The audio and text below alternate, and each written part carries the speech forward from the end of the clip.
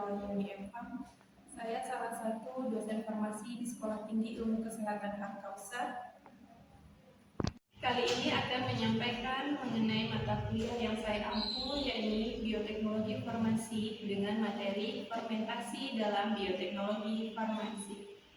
Video ini dibuat sebagai salah satu syarat terpenuhinya tugas pelatihan peningkatan dasar keterampilan instruksional atau pekerti gelombang 8 pada tanggal 16 sampai 23 Desember 2024 di Universitas Bengkulu.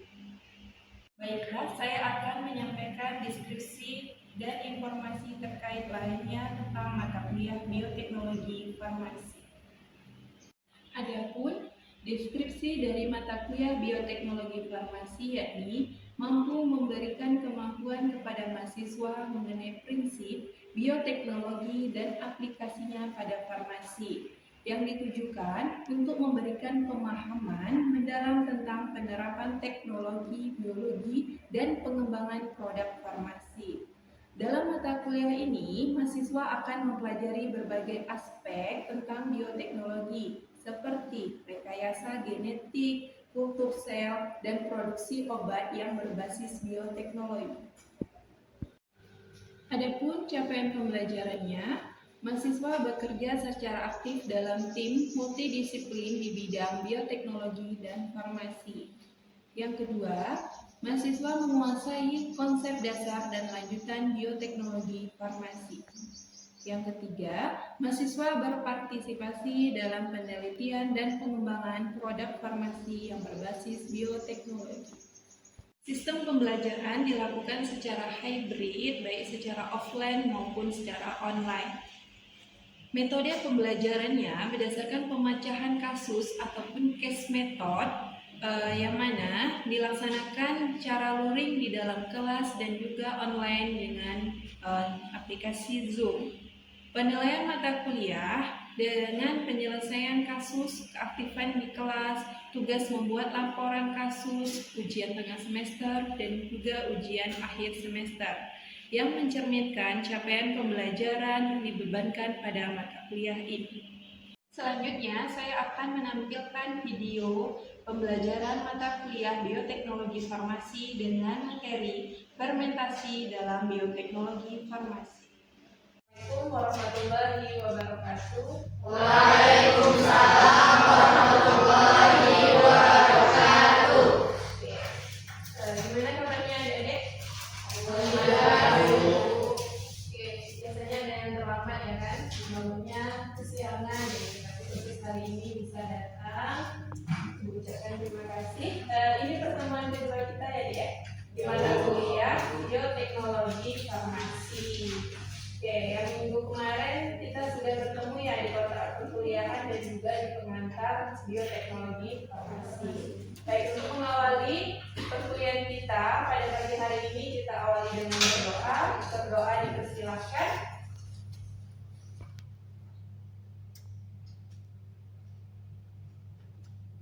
Doa selesai. Oke. RPS-nya kemarin sudah Ibu sampaikan ya di pertemuan pertama apa yang akan kita pelajari selama 1 semester ini. Nah, jadi harapannya tadi malam nih sebelum kita masuk perkuliahan pada pagi hari ini ada gambaran sebenarnya kita hari ini bakal belajar tentang apa gitu. Ada gambaran ya, hari ini kita belajar tentang apa? Tentang fermentasi ya, betul. Oke. Nanti untuk pertemuan perkuliahan pada pagi hari ini kita ada 3 sesi ya. Sesinya yang pertama pendahuluan, yang kedua adalah inti materi dan metode pembelajarannya, nanti ada case method, kemudian yang terakhir nanti penutup. Kita awali dengan skenario perkuliahan yang sebenarnya akan kita laksanakan selama 100 menit. Dasar dari saya. Kemudian yang terakhir ada presentasi dan diskusinya, baru saya evaluasi dan penutup. Waktunya 100 menit ya. Tapi nanti kondisional, mungkin ada yang berubah menit-menitnya ini nggak sesuai kayak gitu untuk kegiatannya, tapi intinya skenario-nya seperti itu hari ini ya. Oke, kita awali presensi dulu. Kita udah sering ketemu ya semester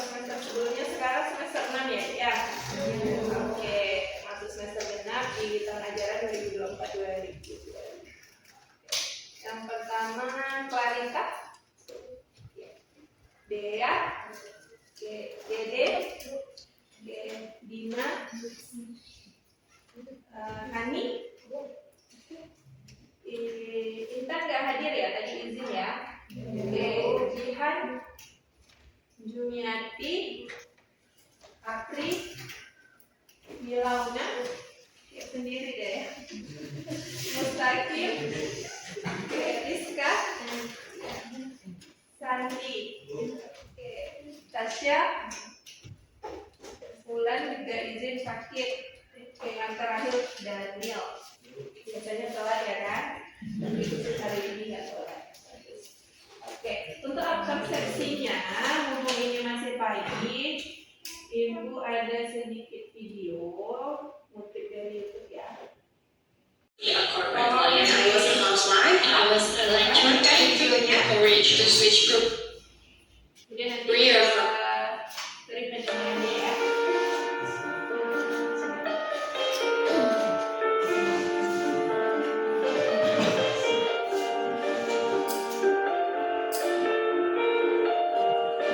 Selamat pagi. Tahukah kamu bahwa kamu adalah orang yang sangat beruntung? Karena dari jutaan orang yang ada di dunia ini, kamu termasuk salah satunya yang masih dikasih kesempatan oleh Tuhan untuk hidup dan menjalani hari ini. Hari ini akan menjadi hari yang baik, hari yang penuh berkah, hari yang menyenangkan. Kamu bahagia, kamu sehat, kamu siap menjalani hari ini dengan semangat. Ya, semangat. Karena kamu tahu banyak hal baik sedang menunggu. Kamu hebat, kamu bisa, kamu istimewa. Dan semua hal yang kamu butuhkan sebenarnya sudah ada dalam diri kamu. Ketenangan, kejernihan pikiran, kepercayaan diri. Maka dari itu, hargailah hari ini dan katakan ini dengan sungguh-sungguh dari hati. Hari ini adalah hari yang baru. Hari ini saya akan memberikan yang terbaik. Karena saya tahu apa yang saya lalui tidak akan terulang lagi. Hari ini saya akan membuat pilihan yang baik. Karena saya tahu setiap keputusan akan menentukan masa depan. Hari ini saya akan bijak dalam bertindak, cermat dalam bertutur kata. Karena setiap kata adalah sebuah doa yang bisa menjadi nyata. Hari ini saya akan terus berbuat baik, menebar kasih, membantu siapapun juga. Karena saya tahu setiap perbuatan akan kembali kepada saya. Hari ini hal-hal indah akan hadir dalam hidup saya. Pintu kesempatan akan terbuka lebar. Semua yang dikerjakan pun akan berjalan dengan lancar. Hari ini saya merasakan begitu banyak cinta, begitu bahagia, dan begitu bersyukur. Hari ini adalah hari terbaik di hidup saya. Oke, sudah dilihat ya videonya, video pagi ya. Apa temanya? Semangat pagi. Tadi bangun tidurnya jam berapa? Subuh. Jam? Kalau dia jam berapa? Jam 6. Jam 6 Pak? Saya waktu subuh. Jam 4. Ya Allah. Ina? Jam 5. Si Clarita? Telat. Oh, setengah 6. Oke, Tasya? Jam 6. Setengah 6. Jam 5. Jam 6. Jam 6 juga. Ah, malah jam 5 Daniel. Ini yang rekor pasti. Jam berapa? Setengah 7. Jam 6. Oke. Kira-kira yang bangun jam 6 atau bahkan jam 8 tadi ya, yang sebelum subuh tadi udah bagus Ibu pertahankan gitu. Berarti memang bisa mengawali hari ini untuk berbuat apa gitu kan. Sebenarnya kan hari ini benar yang disampaikan oleh video tadi, nggak akan terulang gitu. Kalau memang kita bisa membantu atau meniatkan sesuatu yang baik, insya Allah akan kembali juga baiknya sama kita. Misalkan nih, kalau niat itu kan kita mau bangun nanti jam 4 gitu kan, memang udah terset ya di memori kita bakal bangun jam 4 walaupun kita tidurnya tadi jam 3 kayak gitu. Jadi memang semuanya harus diniatkan. Oke. Ibu mau nanya nih dari judul tadi videonya tentang motivasi pagi, gitu ya. Apa pendapatnya siapa ya? Yang bangunnya lama lah. Daniel. Menurut Daniel, setelah menonton video ini, tadi kan bangunnya telatnya jam 8 karena ada perkuliahan sama Bu Dilan jam 9. Jadi bangun kalau nggak ada perkuliahan saya mungkin nanti ya jam 12 ya gitu. Oke, jadi kan harapannya kan Ibu menyampaikan video ini ada nih hal baik yang memang bisa diterapkan besoknya gitu, walaupun tidurnya jam 1 jam 3. Apa menurut ini? Lebih baik lagi daripada jam 8 pada saat sholat subuh karena kita Islam. Catat ya, Daniel ya. Oke. Kita harus hari pagi itu harus berpikiran positif. Akan membuat depannya itu karena apa sesuatu terjadi itu sesuai dengan pikiran kita. Jadi memang harus positif thinking ya, apalagi untuk mengawali hari itu. Oke, kalau menurut siapa ya nih? Apa? Bangun lebih awal lagi. Ya. Oke. Kalau menurut Tasya? Yang pertama kalau dilihat dari videonya itu jadi dalam hidup itu pasti Perasaan. Oke. Jangan nangis dong. Klaritas. Anggapan kita sendiri ini istimewa, menganggap diri kita ini berharga, dan juga harus berpikir positif karena kedepannya akan anggap aja hari-hari itu yang kita jalani itu yang terbaik. Terus apalagi ini udah mau semester akhir ya kan? Berarti sebenarnya studi kita di Stikesar Kausar ini mungkin semester akhir kayak gitu ya kan. Nah, jadi memang harus memberikan yang terbaik kayak gitu. Kalau menurut dia? intinya jalan sejak hari itu dengan semangat, itu jangan pantang menyerah, awali tadi itu dengan pikiran-pikiran positif agar hari-hari yang berjalan itu Berarti semuanya harus positif thinking dan harus ada niat untuk perubahan. Jangan cepat menyerah atas segala sesuatu masalah, karena tidak ada masalah yang tanpa solusi. Oke, itu tadi ya satu video. Semoga misalkan ada nih yang mau diselesaikan, ada targetnya, ada tugasnya gitu. Jadi memang harus diniatkan, dijadwalkan, ini harus selesai nih, ini apa yang belum ya gitu. Tapi harus dicari solusinya, tujuannya untuk apa gitu ya. Kalau nggak ada sesuatu yang nggak kita bisa itu nggak ada solusinya. Misalkan ada kesulitan, kalau kita nggak bisa, kita harus belajar lagi gitu. Misalkan nggak bisa nih belajar tentang yang A gitu, kita nggak boleh menyerah, berhenti. Malah itu tantangan kita bagaimana supaya materi A itu bisa merekam di kita. Oke? Jangan nangis dong. Kenapa? Sebuah perasaan. Ya, sebenarnya kita beruntung ya. Kita salah satu orang seumuran adik-adik semua bisa belajar, bisa menjadi mahasiswa, apalagi sebentar lagi bisa mendapatkan gelar sarjana seperti itu. Itu juga merupakan suatu keberuntungan ya, nggak semua orang mendapatkan hal itu. Ya. Jadi harus disyukuri untuk bisa memberikan hasil yang terbaik ya. Oke. Baik, kita lanjut ke materi kita ya. Kita kembali ke layar.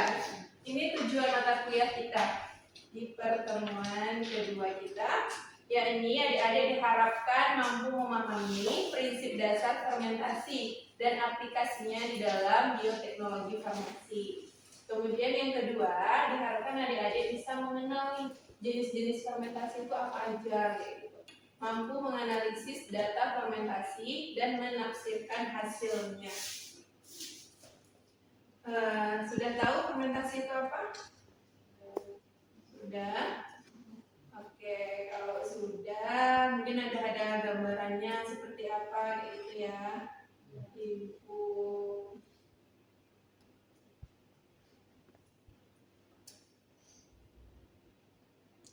memberikan satu video tentang proses fermentasi dari produk pangan.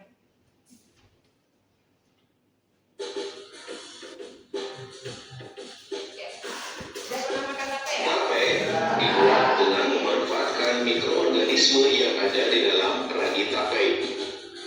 Salah satu mikroorganisme yang berperan dalam pembuatan tape adalah Saccharomyces cerevisiae.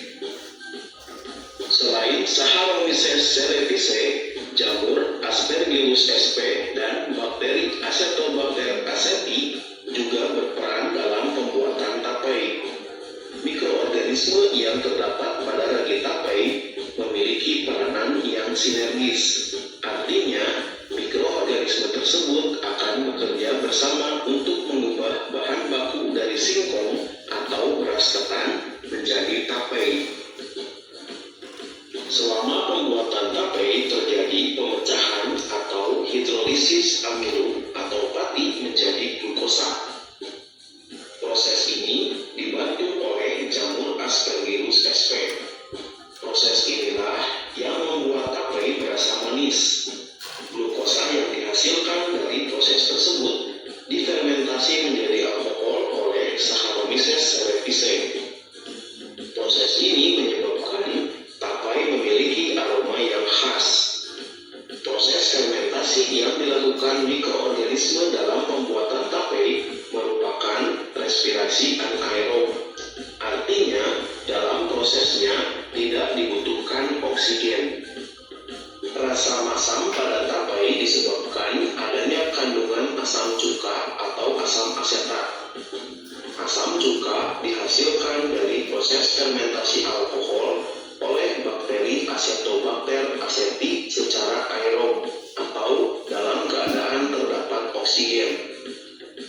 Fermentasi ini terjadi ketika pembungkus tape terbuka.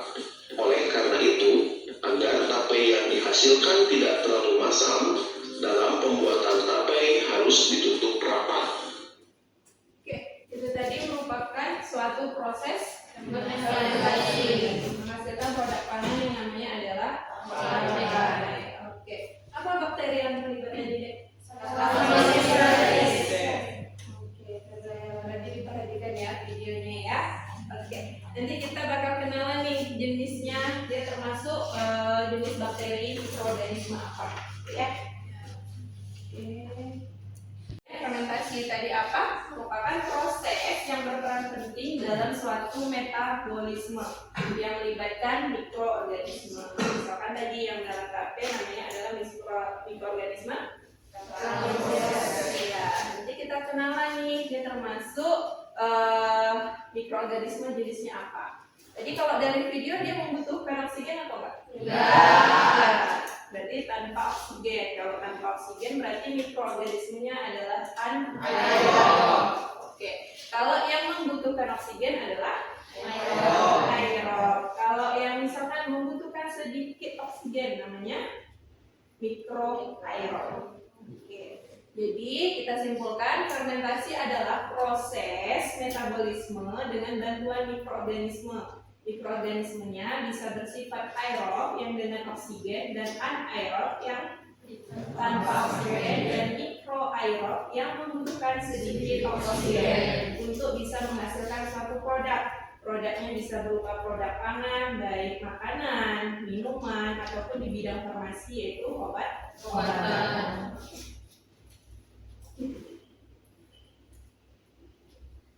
Oke, ini kita review ulang ya tentang pengantar bioteknologi kemarin. Oke, ini kita review ulang tentang materi yang telah Ibu sampaikan di pertemuan pertama tentang pengantar bioteknologi. Nah, sebenarnya bioteknologi itu terdiri atas 3 kata.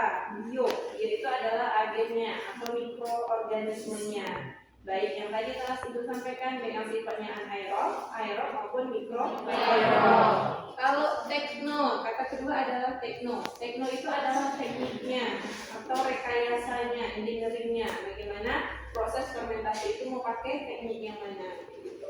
Tadi kalau tape memakai teknik apa kira-kira menurut adik-adik? Sebelum kita bahas teknik. Teknik? Teknik fermentasinya teknik apa kira-kira? ya, termasuk teknik yang mana ya. Oke. Ini yang kata ketiga, logi. Logi itu adalah ilmu pengetahuan yang terlibat dalam proses fermentasi, khususnya di mata kuliah kita, yaitu yang pertama biologi sel, bisa, biologi molekuler bisa, kimia bisa, kemudian genetik. Nah, makanya sebelum adik-adik memperoleh mata kuliah bioteknologi farmasi harus lulus dulu harusnya ya di mata kuliah prasyarat. Salah satunya harus lulus di biologi sel. Lulus kan kemarin? Lulus. Alhamdulillah. Mikrobiologi lulus? Lulus. Oke, lulus semua ya. Biologi molekuler lulus? Lulus. Biologi molekuler sama Bu siapa? Oh, Bu Lila. Nah, Bu siapa? Bu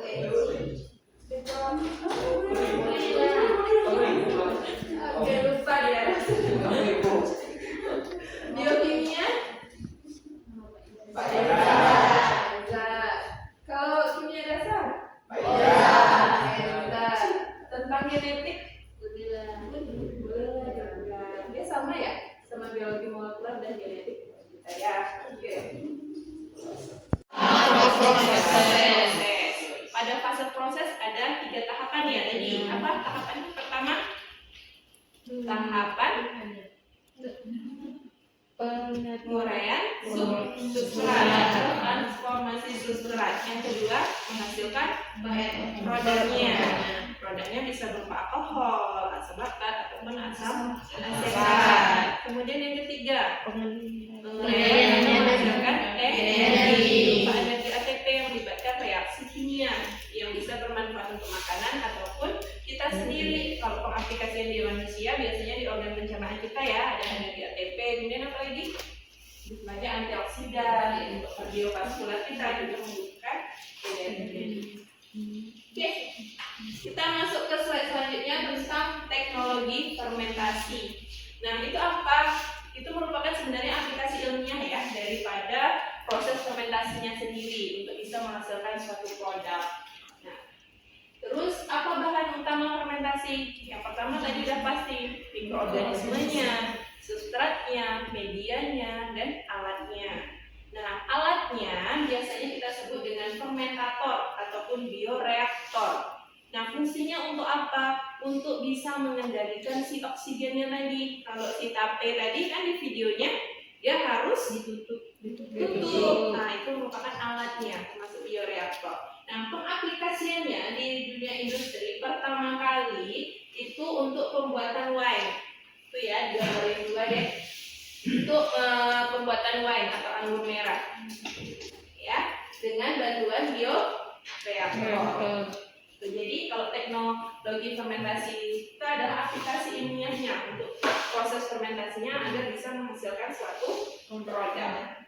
Nah, ini sejarah fermentasi. Nah, sebenarnya fermentasi ini sudah digunakan sejak berabad-abad tahun untuk bisa menghasilkan suatu produk pangan ataupun produk farmasi.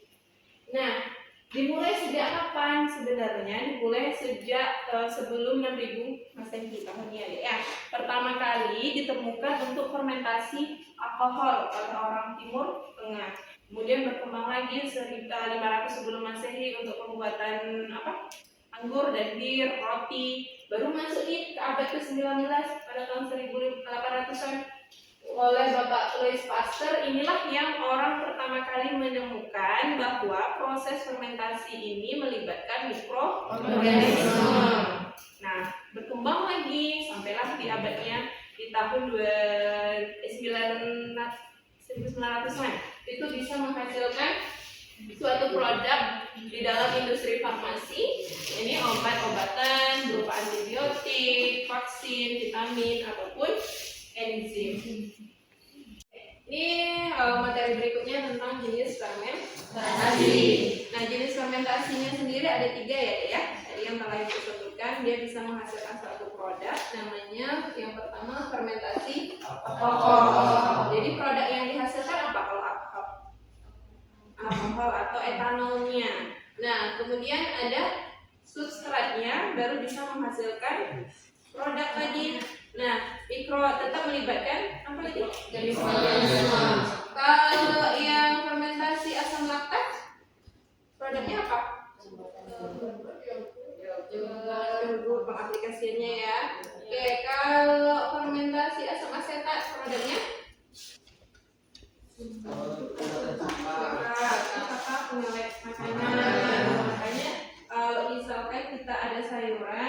fermentasi cuka biasanya lebih awet ya, karena memang ada beberapa mikroba ini bisa bertahan dalam kondisi asam. Oke, jadi jenis fermentasi cuma ada 3, fermentasi alkohol, sulfat, sama asetat, sama fermentasi asam laktat. Nah, sebenarnya ada nih jenis kombinasi khusus untuk pembuatan tempe. Tempe itu kenapa kan kita kalau beli tempe ada bolong-bolongnya, itu sebenarnya ada pengaplikasian dari jenis fermentasi kombinasi. Kenapa? Karena dia bisa melibatkan 2 bakteri sekaligus dalam satu genus. Itu ciri khasnya kalau produk dalam bentuk padatan.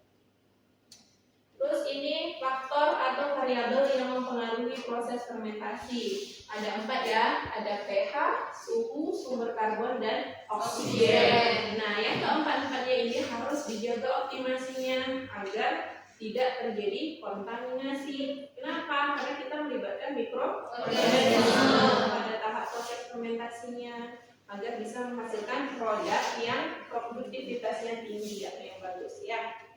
Nah, ini aplikasi fermentasi dalam bioteknologi farmasi. Bisa menghasilkan produk antibiotik ya, yang kita kenal pada golongan penisilin, golongan tetrasiklin, seperti itu.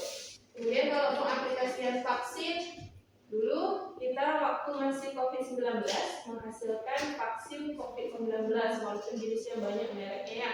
Itu juga melibatkan proses fermentasi sebenarnya di bioteknologi farmasi, khususnya di bidang industri. Kalau yang telah ada yang dari dulu-dulu yang berdasarkan mikroorganisme yang sifatnya dilemahkan, biasanya vaksin untuk polio itu. Kalau yang diinaktifkan yaitu hepatitis B. Kemudian yang ketiga adalah enzim.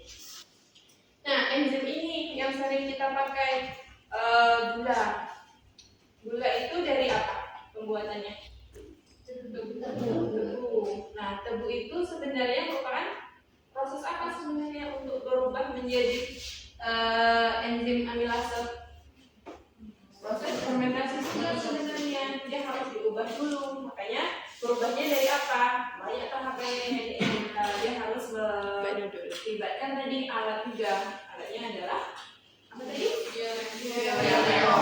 Kalau untuk pembuatan pati jagung kan dia harus menghasilkan amilase juga kan sebelum dirubah menjadi etanol atau produk yang sesuai yang kita inginkan.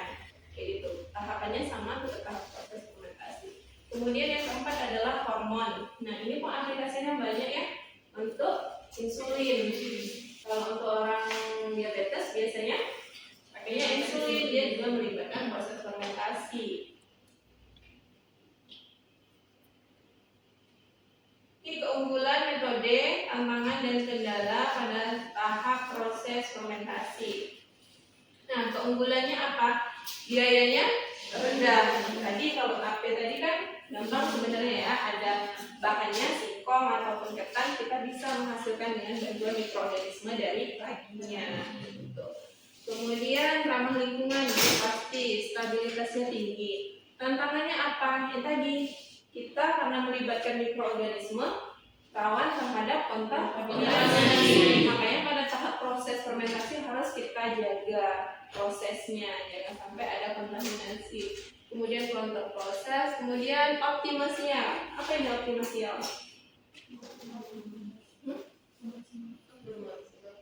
Memaksimalkan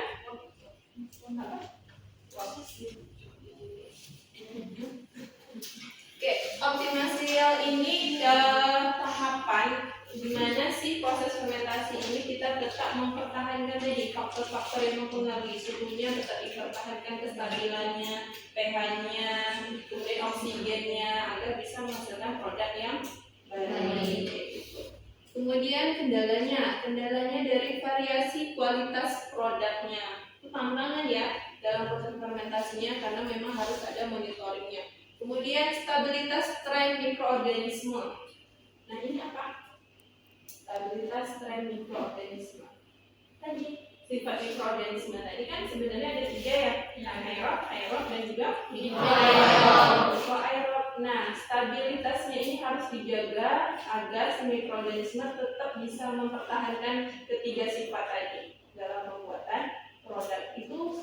makanya dia menjadi kendala dalam proses fermentasi. Oke, jadi keunggulannya tahu ya, tantangannya tahu, kendalanya tahu ya. Oke. Nah, ini teknologi terbaru dalam fermentasi. Pertama adalah fermentasi seluruh sel, berarti dia melibatkan seluruh mikroorganisme itu dalam membuat satu produk. Biasanya diterapkan pada saat kita membuat sediaan antibiotik.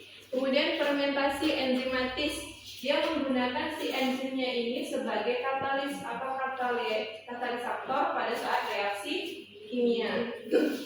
Kemudian yang ketiga adalah fermentasi solid state.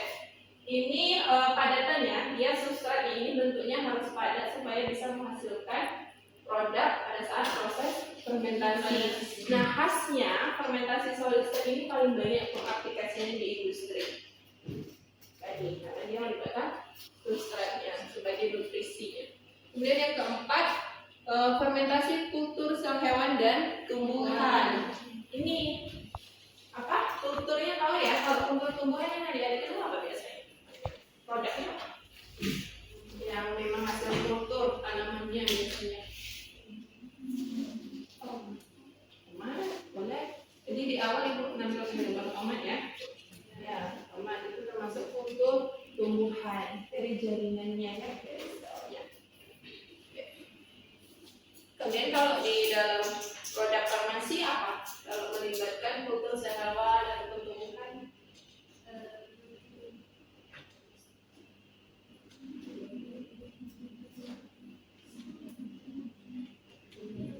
ada yang tahu? Kolagen apa? Kolagen. Oke, kalau kolagen dari lemak sapi.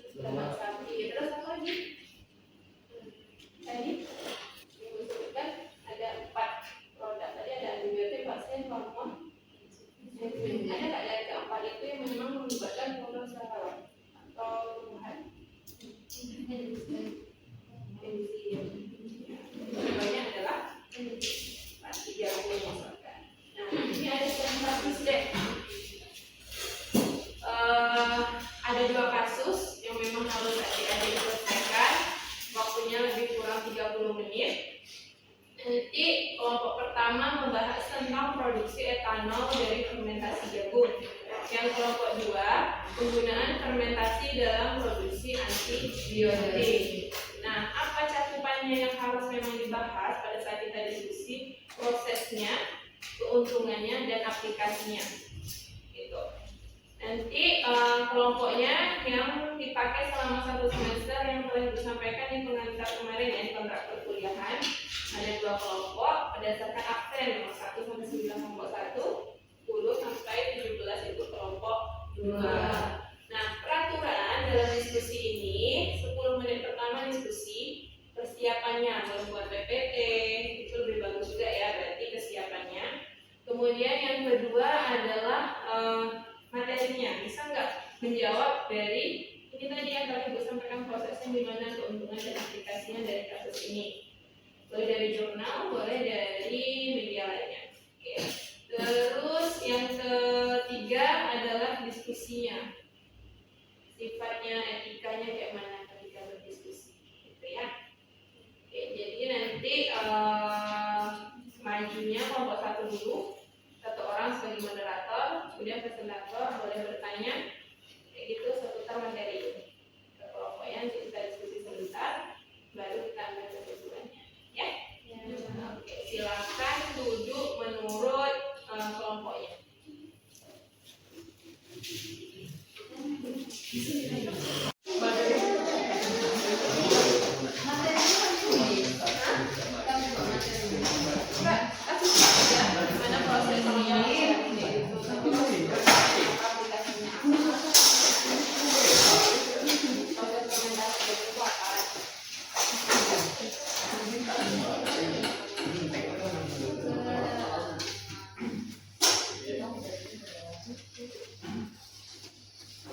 prosesnya?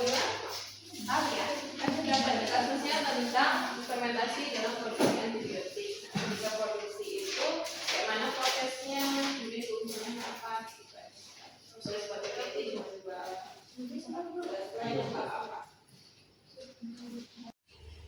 nanti di itu ya di apa moderator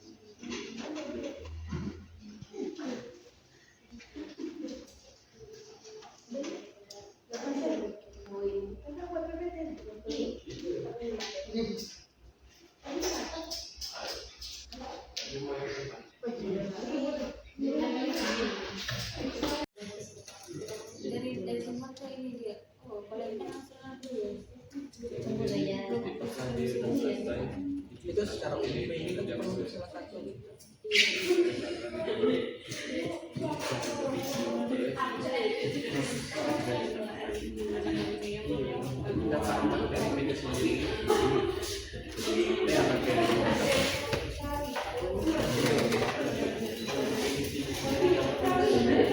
itu asal dari mana? Dari kemana? Sebenarnya cara mengambil ini caranya dari sini juga potensi dari tapi kalau yang cara membuat potensi dari obat dia kan jamur ini suka di sisi oh masih berarti kan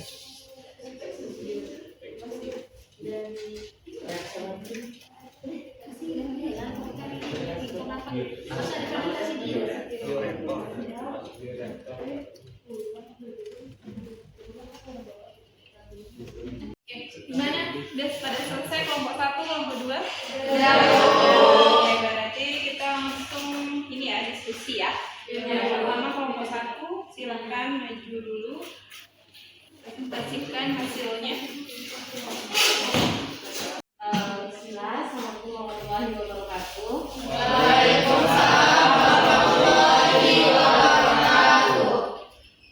Baik, sebelumnya saya ucapkan terima kasih kepada Ibu yang telah mempersilahkan kami untuk mempresentasikan hasil diskusi kami pada hari ini, dan terima kasih kepada teman-teman yang dapat hadir pada hari ini. Baik, kami di sini dari kelompok 1 akan mempresentasikan hasil diskusi kami berkaitan dengan produksi etanol dari fermentasi jagung.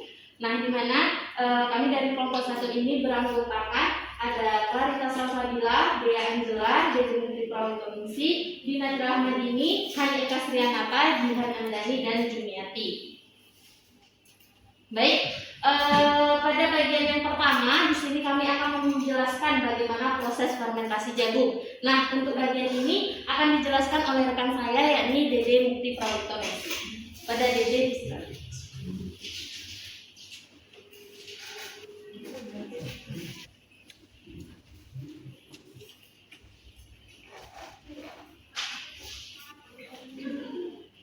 What's ethanol made? How do you get alcohol from corn? Baiklah, saya akan menjelaskan bagaimana proses pembuatan etanol dari jagung. From corn. It's a simple biological process which utilizes some very sophisticated techniques and equipment. Nah, yang pertama itu jagung yang dari pertanian itu dihasilkan terlebih dahulu sampai nanti dia bentuknya lebih kecil. Setelah itu dia ditambahkan dengan air, kemudian ditambahkan dengan enzim untuk membantu proses pada saat pemanasan supaya lebih mudah tercampur. Setelah itu dia dipanaskan pada suhu 185 derajat Celcius di atas panasnya api. Setelah itu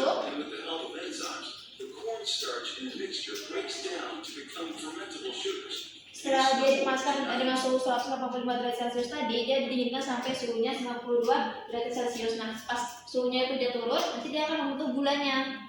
Setelah gulanya terbentuk, dia ditambahkan dengan yeast atau ragi. Nah, pada saat dia tambahkan dengan ragi tersebut, dia akan mengalami proses fermentasi, di mana pada saat setelah ditambahkan dengan ragi tadi, dia akan mengeluarkan gas karbon dioksida.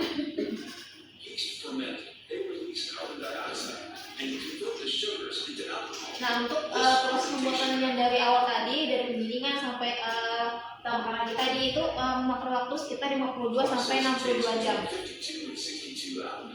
Nah, setelah dari 52 sampai 62 jam nanti dia itu menghasilkan yang namanya bir dengan konsentrasi alkoholnya itu sekitar 17 sampai 18%.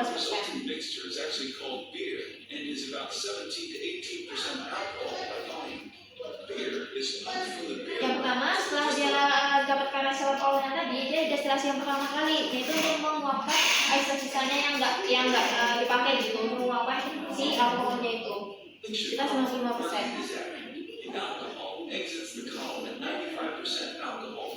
Nah, untuk destilasi yang keduanya itu, yaitu nanti akan memurnikan si alkoholnya itu sampai kadar alkoholnya mencapai 195. Nah, proof alkohol itu merupakan kadar per alkoholnya itu, kadar pemurnian dari alkohol. Karena ini dalam bentuk uap menjadi destilasi, kemudian kalau misalkan setelah melalui kondenser dia akan berubah menjadi liquid ataupun cairan gitu. Nah, dia dibuang lagi sisa airnya yang nggak terpakai sampai nanti kemurnian alkohol sampai 99%. Dimana tingkat kemurnian dari alkoholnya itu sampai ke 210. Dan kemudian disimpan dalam wadah-wadah besar, baru nanti dia dipergunakan di perjuangan negatif.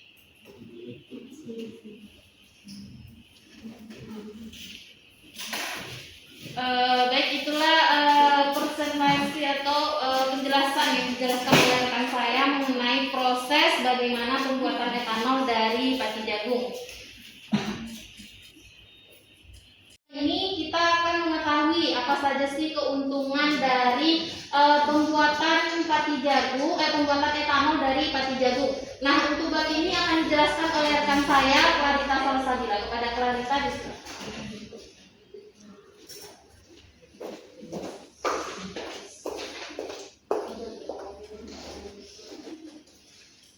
Baiklah teman-teman, di sini saya akan melanjutkan penjelasan dari teman saya tadi. Kita masuk ke keuntungannya. Apa keuntungannya? Yang pertama, ramah lingkungan. Di mana ramah lingkungan karena si etanol ini merupakan bahan bakar alternatif yang ramah lingkungan karena dia menghasilkan sedikit emisi gas rumah kaca dibandingkan dengan bahan bakar fosil. Di mana etanol juga dia tidak beracun, yang dimana dia mengeluarkan gas karbon dioksida yang lebih rendah. Kemudian keuntungan kedua, dia sebagai energi terbarukan, yang dimana si etanol ini kan berasal dari tanaman jagung, diproduksi dari tanaman jagung, sehingga dia itu bisa diperbarui setiap tahun, sehingga tidak akan habis selama si jagung ini ditanam terus-menerus. Kemudian ketika dia akan mendukung pertanian lokal, jadi dia kan diproduksi dari tanaman jagung. Nanti di mana nanti akan meningkatkan kualitas ekonomi dari si petaninya dan juga bisa meningkatkan komunitas pedesaan yang menanam jagung tersebut. Yang keempat, akan mengurangi limbah, yang dimana si produksi etanol dari fermentasi jagung ini dia akan menghasilkan limbah seperti tongkol jagungnya, kemudian dedaknya, yang dimana ini bisa dimanfaatkan untuk bioetanol. Baiklah, itu saja keuntungannya. Untuk selanjutnya akan saya kembalikan ke moderator. Baik, itulah penjelasan dari rekan saya terkait dengan keuntungan apa saja sih yang bisa kita dapatkan dari etanol dari pati jagung. Baik, kita masuk ke bab selanjutnya tentang pengaplikasian. Apa saja sih yang bisa diaplikasikan dari hasil etanol yang kita buat dari pati jagung. Untuk penjelasan ini akan dijelaskan oleh rekan saya kepada Dea Angela di silakan.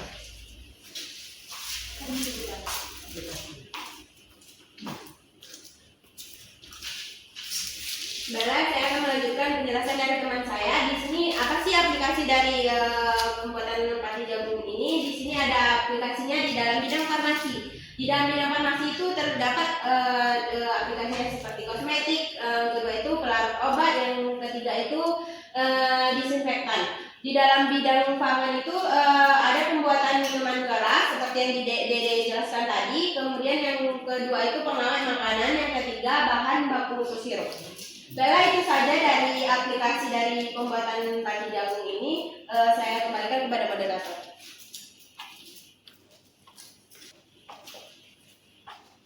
Baiklah teman-teman, itulah hasil diskusi kami terkait dengan pembuatan etanol dari pati jagung. Nah, dari penjelasan yang rekan-rekan saya sampaikan, apakah ada yang ingin bertanya? Kami silahkan kepada yang ingin bertanya.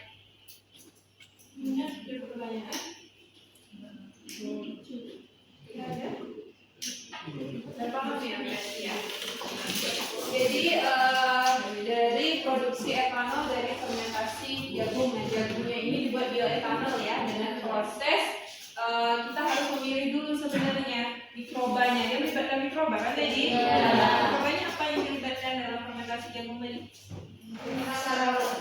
Saccharomyces dari ragi juga. Dengan bantuan teknik apa? Tekniknya adalah teknik destilasi. Destilasi itu apa? Penguapan dengan memanfaatkan titik didih ya, berdasarkan pemanasan supaya bisa menghasilkan bioetanol dari jagung. Oke, bagus, kelompok 1 sudah runut apa yang diminta telah disampaikan dengan baik ya. Kita lanjut, ditutup dulu. Kita lanjut kelompok 2 ya. Baiklah teman-teman, itulah hasil diskusi kami. Kami ucapkan terima kasih. Wassalamualaikum warahmatullahi wabarakatuh. Waalaikumsalam warahmatullahi wabarakatuh. Bismillahirrahmanirrahim. Assalamualaikum warahmatullahi wabarakatuh. Waalaikumsalam warahmatullahi wabarakatuh. Baik, selanjutnya kami di sini dari kelompok 2 akan mempresentasikan tentang produksi fermentasi antibiotik penisilin. Sebelumnya saya ucapkan terima kasih kepada Ibu APT Hilawa Uni Farm yang telah mempersilahkan saya dan teman-teman saya untuk mempresentasikan materi kita pada hari ini, dan saya ucapkan terima kasih juga pada teman-teman yang sudah bersedia hadir pada kesempatan hari ini. Sebelumnya saya akan memperkenalkan anggota kelompok saya, di mana terdiri dari saya sendiri Tasya Regina selaku moderator. Yang selanjutnya ada Sandi Gusti Arianda, Mustaqim, Daniel Anugrah, M. Apriansyah, Rizka Otaviantika, dan Milauna. Langsung saja kita masuk ke materi, di mana pada pendahuluan penisilin ini dia merupakan asam organik yang terdiri dari suatu inti siklik dengan satu rantai samping, di mana kelebihan dari penisilin sendiri dia mempunyai spektrum yang luas, juga aktif terhadap bakteri gram positif dan mempunyai toksisitas yang rendah, sehingga untuk penggunaannya itu dalam dosis tinggi dia tidak menyebabkan alergi. Nah, di sini ada proses produksi fermentasi jamur penicillium, di mana pada materi ini akan dijelaskan oleh teman saya Daniel Anugrah. Pada Daniel, silakan.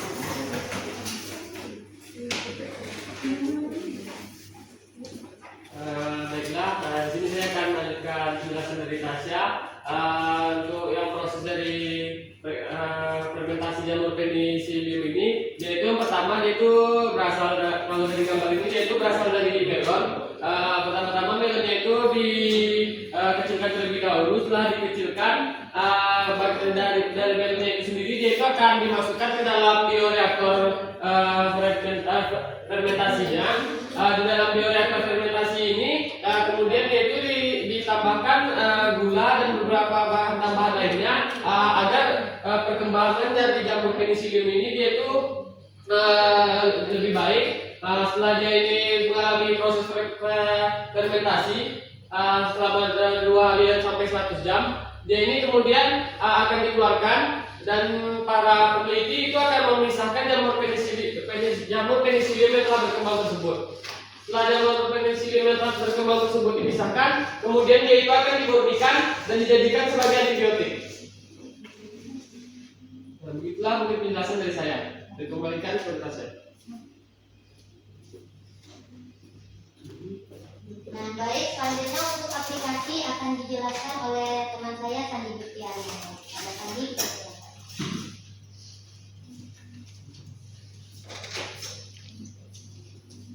Baiklah, selanjutnya untuk pengaplikasian dari antibiotik penisilin ini, yaitu di mana penisilin ini dia itu merupakan yang dapat digunakan untuk menghambat pertumbuhan bakteri gram positif dengan cara mengganggu sintesis dan dinding sel dari bakteri tersebut. Kemudian untuk pada manusia itu salah satunya dapat dimanfaatkan sebagai antibiotik.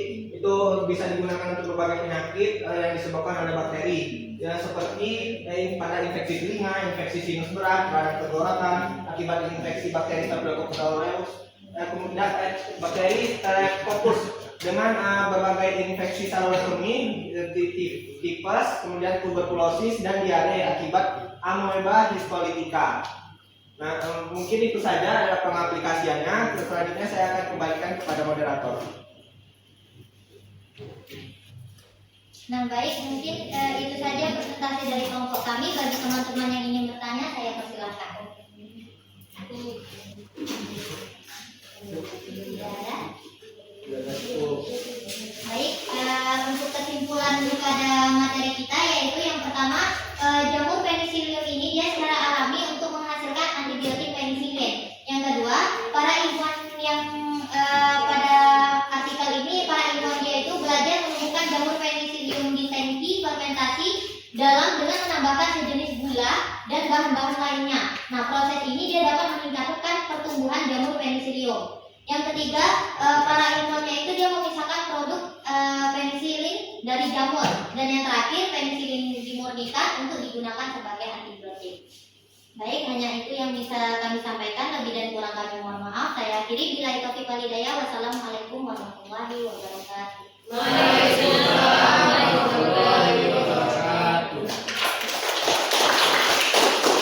Terus ya, tentang studi kasus yang kedua tentang fermentasi antibiotik yang diambil contohnya adalah golongan penicillin. Ini golongan penicillin juga dari mikroba. Mikrobanya apa tadi?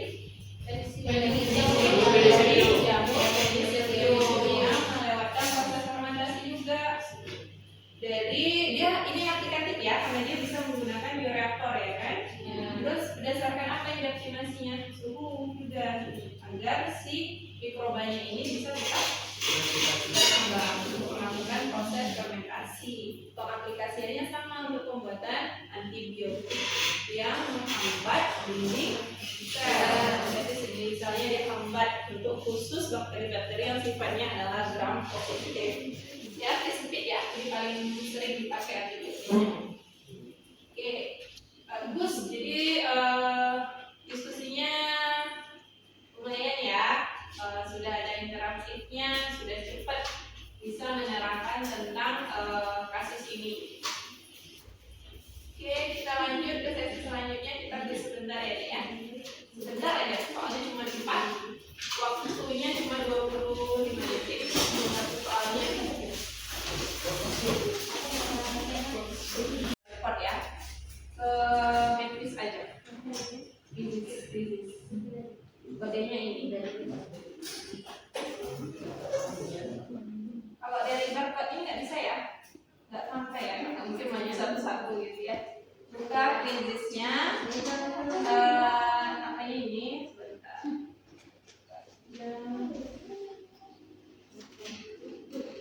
Ini kodenya 020696. Jadi ada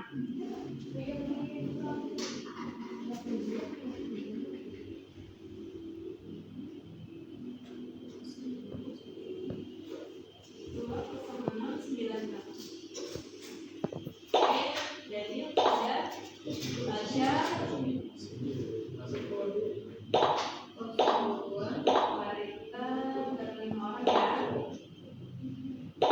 Ini kan Yati 7. Kita hari ini 14 orang ya, 2 orang nggak masuk ya, Dek ya. Oke, silahkan mulai.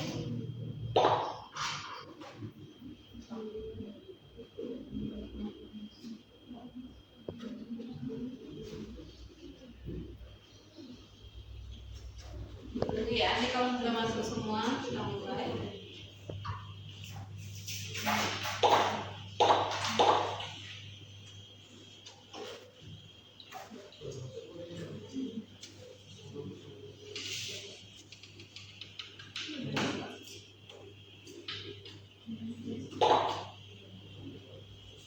Nanti kalau untuk sesi daring kita pakai kelas poin aja, mungkin ada beberapa pertemuan kita pakai sesi itu ya. Jadi boleh kalau misalkan ada yang sakit boleh bergabung di mata kuliah saya.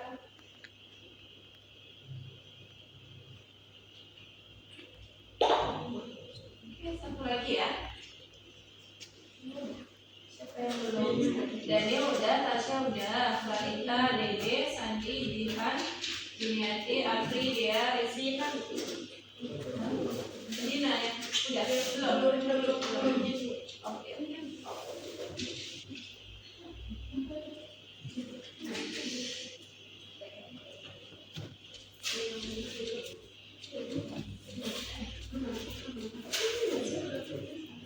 Yes.